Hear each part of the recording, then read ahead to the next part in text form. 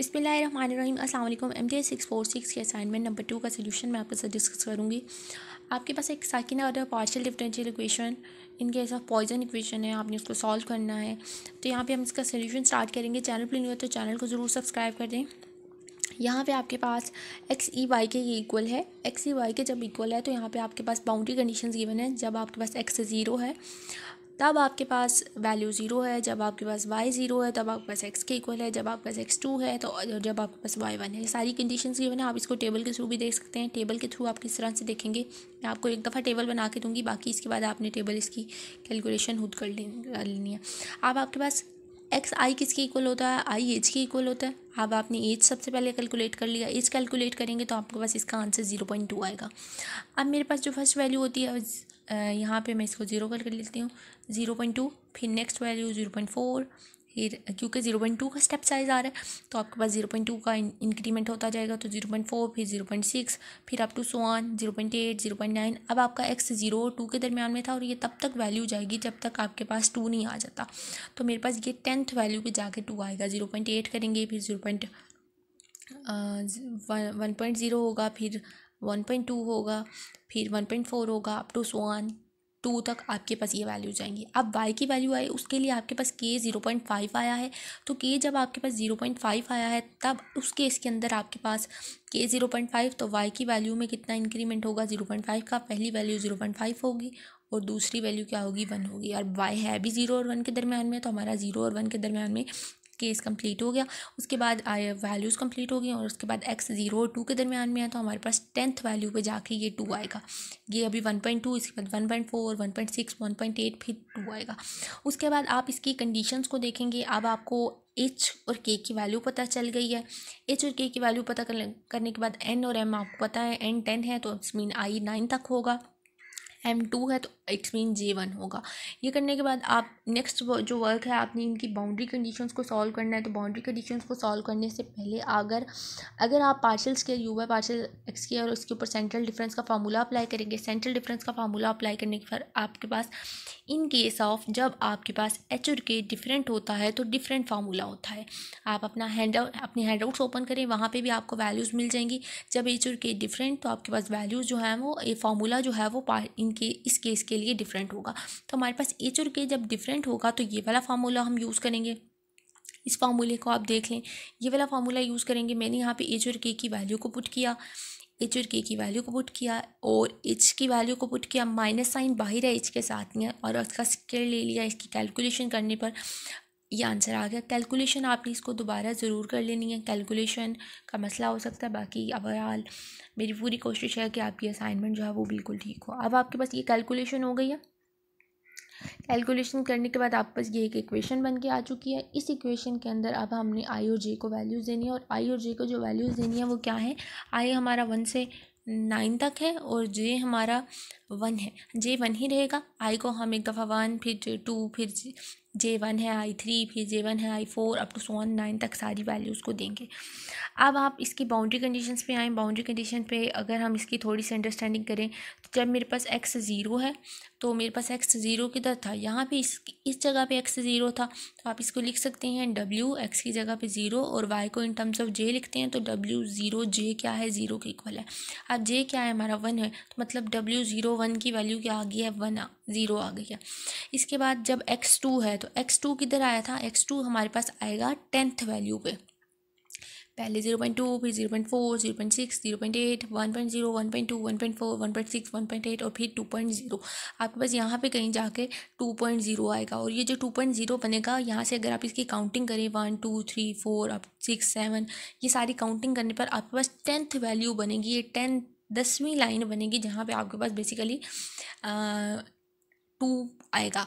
और उस 2 को आप क्या लिखेंगे, जैसे हमारे पास इस 2 को हम लिखेंगे w, 10th वैल्यू पे 2 आ रहा है 10, और y को क्या लिखेंगे, j।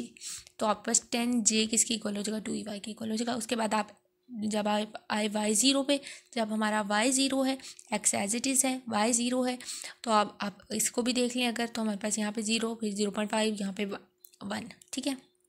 जब y 0 है तो आप इसको लिखेंगे w x और y 0 है तो आप इसको आगे 0 ही लिखेंगे और ये इक्वल हो जाएगा x के, और x in terms of i लिखते हैं तो ये इक्वल हो जाएगा एक्स आई के। नेक्स्ट कंडीशन को अभी हम नेक्स्ट से देख लेते हैं। तो मैंने ये सारी कंडीशंस यहाँ पे जो है वो लिख दी हैं। W0j है, W10j पे ये वाली वैल्यू है, WI0 है, WI लास्ट में आपके पास I2 बनेगा, ठीक है। आपने इसको देख लेना है, यहाँ पे आपके पास y की वैल्यू 2 है, x एज इट इज़ है तो I2 भी लिखा और xi को आई। अब आपने इसको छोड़ दें। इसके बाद आपने इंटीरियर मेश पॉइंट्स को लेबल करना है। लेबल करने के लिए आपके पास ये फार्मूला होता है WL equal to WIJ। L का फार्मूला ये होता है एल का कैलकुलेट करने के लिए। अब आपके पास आपने आई को आई 9 तक है तो आपने आई को 9 तक वैल्यू देनी है। जे तो 1 ही रहेगा, जे की वैल्यू है तो आई को 1 वैल्यू दी इस फार्मूले के अंदर और जे को 1 वैल्यू दी। एम और एन की वैल्यू आपको क्वेश्चन से पता है, वैल्यू पुट की, आप पास एल का आंसर 1 आ गया। इट्स मीन कि एल यहाँ पे एल क्या आया है 1 आया है तो W1 is equal to WIJ। I क्या था 1 था और जे भी 1 था तो मतलब W1 किसके इक्वल हो गया, आई की जगह पे 1 पुट किया, जे की जगह पे भी 1 पुट किया तो W1 1 के इक्वल हो गया। I2 पुट करेंगे, फिर आप I3 पुट करेंगे, I4 पुट करेंगे। इस फॉर्मूले के अंदर आपने I9 तक पुट करना है तो आपके पास ये वाली फॉर्म इक्वेशंस लेबलिंग बनती आएगी। ये लेबल करने का मकसद अभी आपको लास्ट नेक्स्ट इक्वेशन में समझ आ जाएगा। इसको मैंने W2 तक किया, आपने इसको WI9 तक लेकर जाना है और W9 तक आपने इसकी वैल्यू बतानी है कि क्या आती है। अब आपके पास ये लास्ट इक्वेशन आई थी। इस इक्वेशन के अंदर मैंने J1 और I1 पुट करना स्टार्ट किया। जब मैंने J1 पुट किया, I भी 1 पुट किया तो यहाँ पे I1 J1, फिर यहाँ पे I-1 है तो 1 - 1 और J की जगह पे 1, फिर I1 + 1 है तो I की जगह पे 2 और J की जगह पे 1, फिर I1 है और J1 - 1 है, फिर I1 है और J1 + 1 2 हो जाएगा। और यहाँ पे आपके पास इस बात का ध्यान रखना, इसके नीचे XI लिख लें, आपके लिए आसानी रहेगी।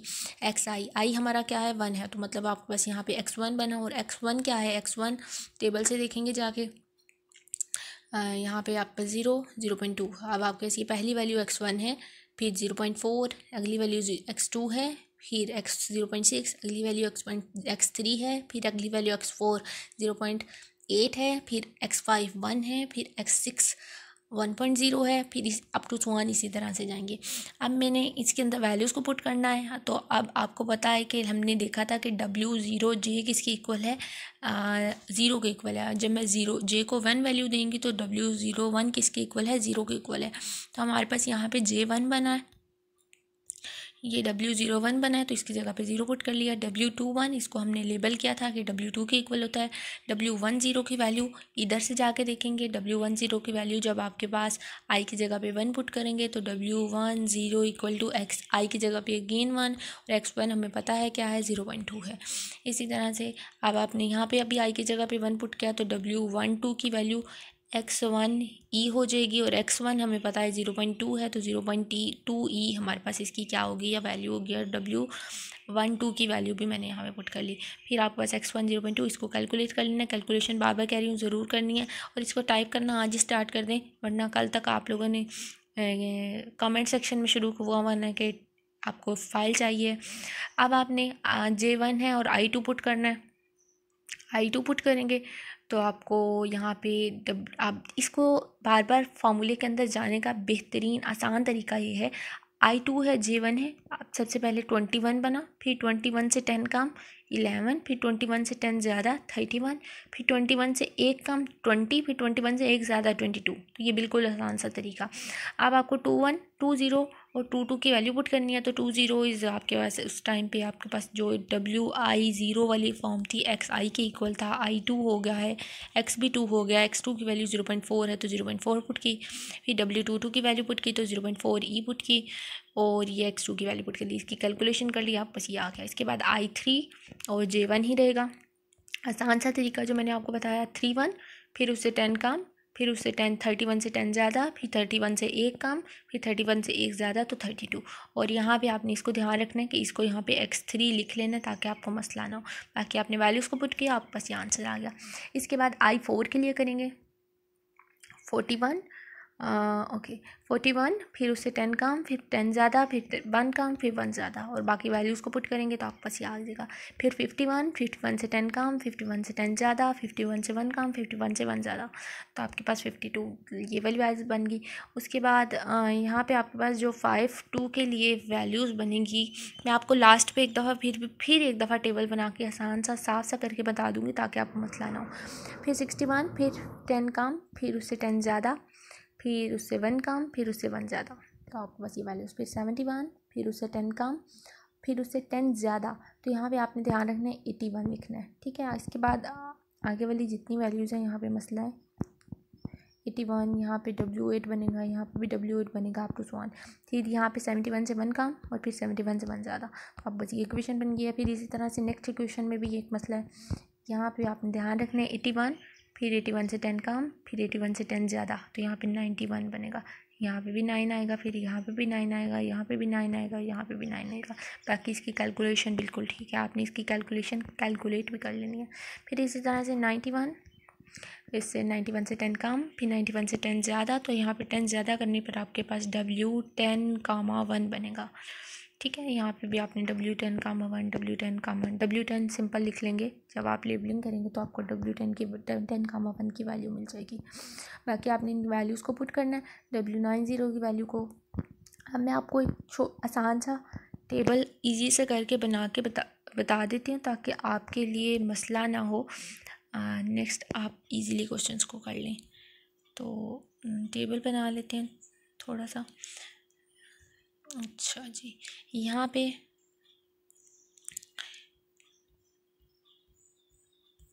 ठीक है। अब आपने इसके अंदर वैल्यूज़ को पुट कर लें। सबसे पहले मैं यहाँ पे 0 लिखती हूँ, फिर मेरे पास 0.2, ठीक है, फिर 0.4, फिर नेक्स्ट 0.6, फिर 0.8, फिर 1, फिर 1.2, यहाँ पे 1.4, यहाँ पे 1.6, यहाँ पे 1.8 और ये 2.0 हो गया, ठीक हो गया। अब आपका y 0 1 के दरमियान में था और उसका जो स्टेप साइज था वो क्या था, 0.5 था, तो 0.5 और फिर नेक्स्ट इंक्रीमेंट 1 हो गया। अब मेरे पास नेक्स्ट आप देखें कि जब मेरा x 0 और 2 के दरमियान में था, ठीक है, 0 और 2 के दरमियान में था, क्लोज इंटरवल में, मतलब 2 भी इंक्लूड था, तो मेरे पास एक वैल्यू बनी थी जिसमें मैंने बताना था 2, J लिखा था, ठीक है, जिसमें 2, 0 लिखा था बाउंड्री कंडीशन। अब आप इसको कैलकुलेट करें, ये आपके पास x1 है, ये x2 है, फिर ये 3 है, ये x4 है, ये x5 है, ये x6 है, ये x7 है, ये x8 है, ये x9 है और ये x10 है।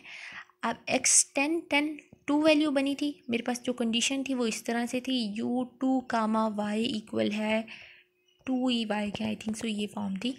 तो 2 मेरे पास x2 है, तो x2 किधर बन रहा है, 10th वैल्यू पर बन रहा है, इसलिए मैंने इसको u10, J लिखा था, ठीक है। इसको आपने अंडरस्टैंडिंग कर लेनी है।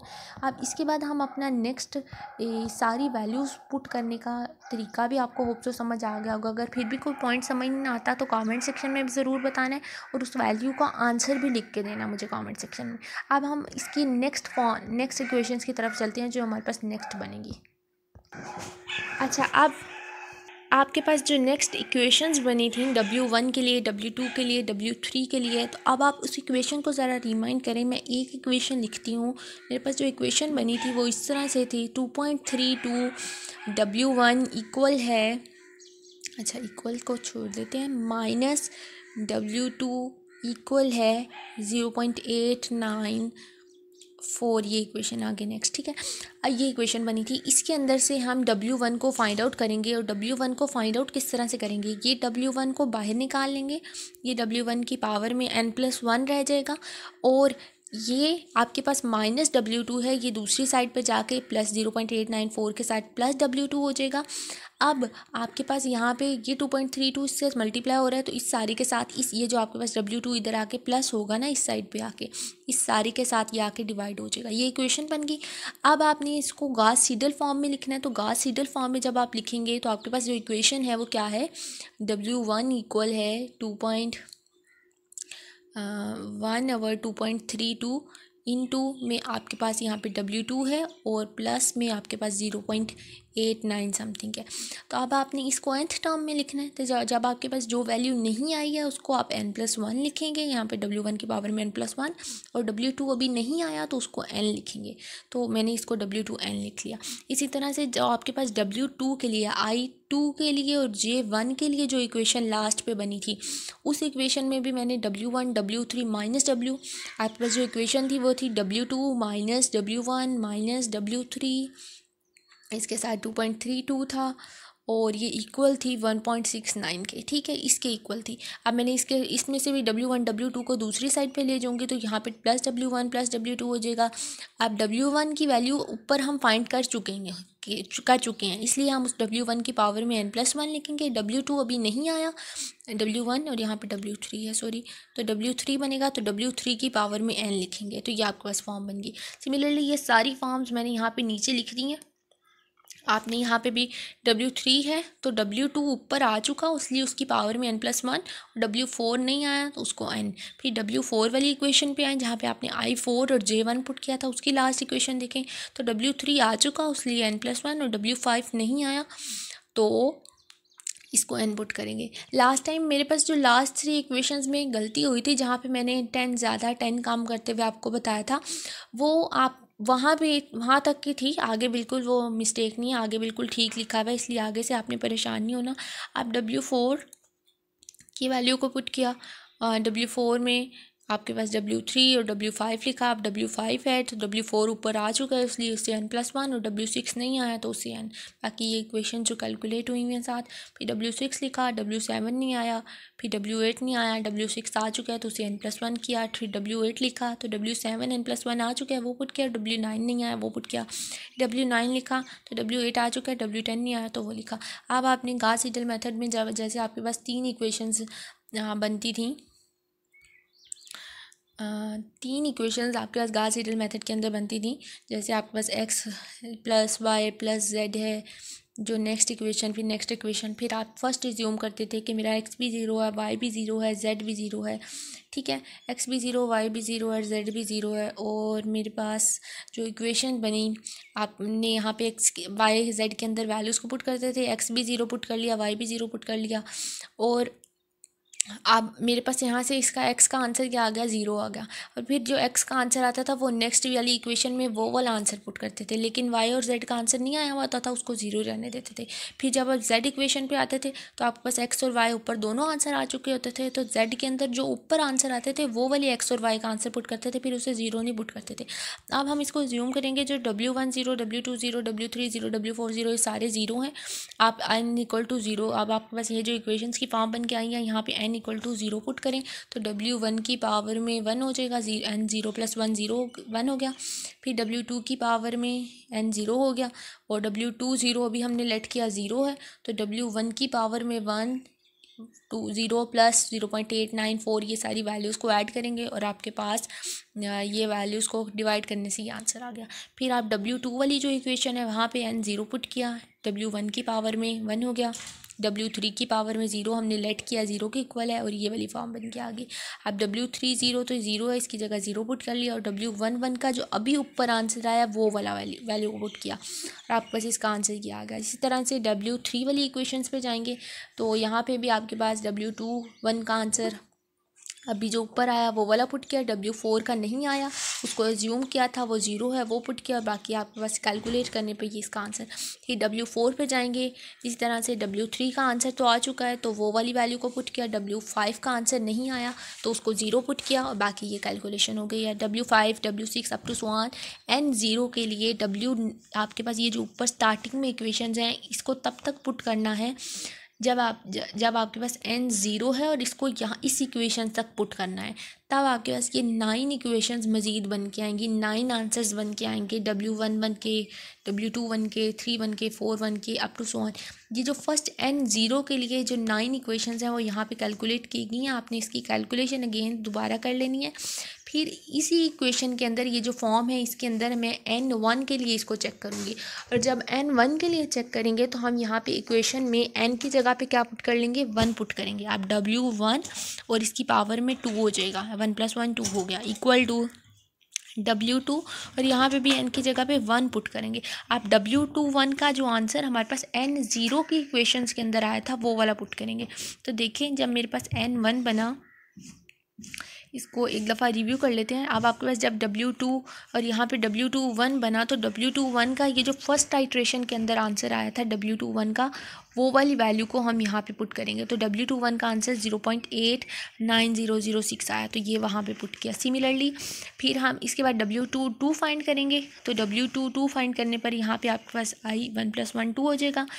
फिर यहाँ पे भी W12 हो गया और W31 हो गया। आप W12 का आंसर जो आपके पास ये वाला आया है, W12 का आंसर वो पुट किया, और W31 का आंसर पीछे वाली आइट्रेशन से जाके देखेंगे कि W31 का आंसर 1.48207 है, वो पुट कर लिया। अब आपके पास इस तरह से ये नेक्स्ट आइट्रेशंस इसी तरह से चलती जाएंगी। ये मैंने यहाँ सिर्फ 2 आइट्रेशन के लिए किया है। इसको आपने N1 के लिए भी W92 तक लेकर जाना है, ठीक है। जब आपने 9 टोटल वैल्यूज थी गॉस सीडल मेथड से N+1 वाली में, वहाँ W92 तक लेके जाना है। फिर इसके बाद ये 2 आइट्रेशन हो जाएंगी। फिर आपने इसको N=2 के लिए करना है। और N=2 के लिए करने का क्या मतलब है, आपके पास ये जो स्टार्टिंग में फार्मूला से 9 इक्वेशन थी, यहाँ पे अब आपने n की जगह पे 2 पुट कर लेना है। हर इक्वेशन के अंदर n2 फिर उसके रिस्पेक्टिव आपके पास जो वैल्यूज़ बनेगी W2 और यहाँ पे W22 की वैल्यू पुट करेंगे। जो सेकंड आइट्रेशन में W22 की वैल्यू आई, यहाँ पे भी W13 बनेगा तो W13 की वैल्यू पुट करेंगे, और यहाँ पे W32 बनेगा तो यहाँ आपका सेकंड आइट्रेशन में जो वैल्यू आई वो। या आपने n=3 के लिए इन 9 इक्वेशंस के अंदर n=3 पुट करना है और लास्ट तक आपने इसका आंसर बताना है। और लास्ट पे आई टेबल की बात, तो आप टेबल अपने हैंडआउट्स के थ्रू देख लें। अदरवाइज़ टेबल बनाना जैसे मैंने आपको बताया, शॉर्ट सा थोड़ा सा बताया था, वैसे ही आपने टेबल बनाना है। अगर मैं इसको थोड़ा सा लास्ट पे अगेन को रिव्यू कर दूं, वैसे ही बिल्कुल सेम आपने टेबल बनाना है। ये बाकी x1 x2 x वैसे ही, ठीक है। बाकी आपके पास ये वाले पॉइंट्स आए, और इन पॉइंट्स को आपने अगर आप टेबल बनाना चाहते हैं तो आपके पास जो U11 है तो आप उसको U11 है तो उसको हम W11 कह रहे हैं, और W11 को हम W1 लेबलिंग जब हमने की थी तो W1 कहा था। फिर W2 है, फिर आपके पास जो नेक्स्ट है वो W3 है, 31 है। फिर यहाँ पे आपके पास W11 है, यहाँ 12 बनेगा। फिर यहाँ पे आपके पास 12 है। ये वैल्यूज़ वैसे बनेंगी नहीं, ये आपके पास ये इस पॉइंट तक ही आएगा क्योंकि हमने सिर्फ J1 के लिए सॉल्व करना है। फिर यहाँ पे आपके पास 22 बनेगा। फिर यहाँ पे आपके पास W32 बनेगा। आप जितनी वैल्यूज़ आपके पास यहाँ पे आती जाएंगी ना, वो आपने इस टेबल के अंदर पुट कर दिया है। तो कुछ इसी तरह से टेबल बनना है। टेबल को आपने हैंडआउट से देख लें अपने, वहाँ पे टेबल को थोड़ा सा लेबल करके बताया हुआ है। अदरवाइज़ मैं अभी आपको टेबल भी साथ में रिव्यू करा देती हूँ, अगर टेबल कहीं से मिल जाता है तो। ये यहाँ पे आपके पास एग्जाम्पल नंबर 33 के अंदर एच और के डिफरेंट हैं, और एच और के डिफरेंट है तो ये वाला फार्मूला उन्होंने सबसे पहले बता दिया। ये फार्मूला आपने यूज़ करना है जो हमने वहाँ पे यूज़ किया। बाकी यहाँ पे टेबल के भी बारे में बताया गया कि टेबल आपने किस तरह से बनाना है। तो यहाँ पे तो उनकी I/J की वैल्यूज़ डिफरेंट होंगी जिसकी वजह से टेबल डिफरेंट आएगा, लेकिन अदरवाइज़ आपने कुछ इसी तरह से टेबल बनाना है। टेबल आपने बिल्कुल इसी तरह से बना लेना है। अगर आपको समझ नहीं आती तो आप इसको LMS की वीडियो को ओपन करके वहाँ से टेबल की थोड़ी सी अंडरस्टैंडिंग कर लें। अगर आपको लगता है कि टेबल ज़रूरी है, वैसे आपको टेबल बनाना चाहिए, इसके लिए सर के लिए आसानी होगी। वो आपको उनकी सारी वैल्यूज़ नहीं देखनी पड़ेंगी, वो आपके टेबल की वैल्यूज़ से डायरेक्ट भी देख सकते हैं। वैसे तो वो आपकी सारी असाइनमेंट ही चेक करते होंगे। अदरवाइज़ आपने टेबल बना के, ये तो आपके पास मेथड थोड़ा और हुआ भाई, LU डिकम्पोजिशन से हो रहा है, लेकिन यहाँ पे एच और के डिफरेंट नहीं थे, तो आपके पास टेबल कुछ इसी तरह से बनेगा। आपने टेबल देख लेना है। वीडियो को अभी तक लाइक नहीं किया तो लाइक कर दें, चैनल को सब्सक्राइब कर दें। अल्लाह हाफिज़, थैंक यू।